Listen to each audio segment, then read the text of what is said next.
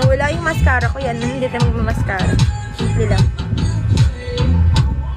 Enjoy. Yan si Wolf sa aba ko. Wait, tingnan ko. Enjoy. Pogi siya, pogi. Pogi. Angelo, hello. Pogi, pogi, pogi. Yun yung definition ko sa kanya. Pogi!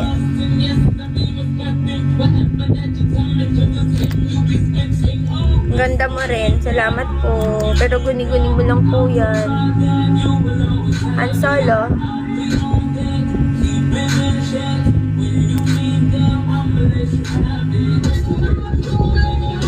Siyempre, ganun talaga. Pogi! Pero ewan ko ba, mas naano ako pagka pag may mga bagay na ano, mas gusto ko sabihin pogi. Unang description. Gusto bumili ka sa pas ako. Bakit? Siyempre, alaga mo yun, huwag mabenta. Ano ka ba? Sino nag-aalaga sa kanya sa Pinas?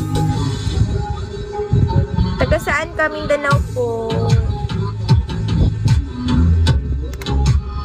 Ano ba yan, Honor? Di ka nga magkilay sa akin.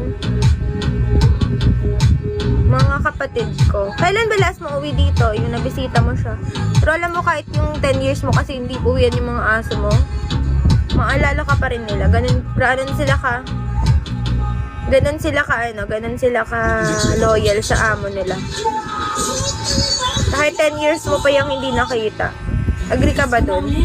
Kasi yung yung mga aso namin, yung galing sa pwesto, hindi na uwi yun. Pero nung inuwi namin, Bella, inuwi namin sa Pinas, kilala niya pa rin sila mama, ganun.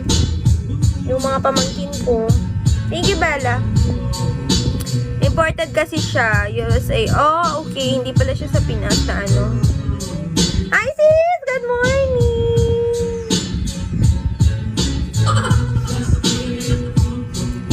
Kikilayan kita. Oo. Lagot ka sa akin. Kailangan mo akong kilayan. Bilatin ko mata mo. Edward, hello. Mystery Man, hello. Sis, kamusta?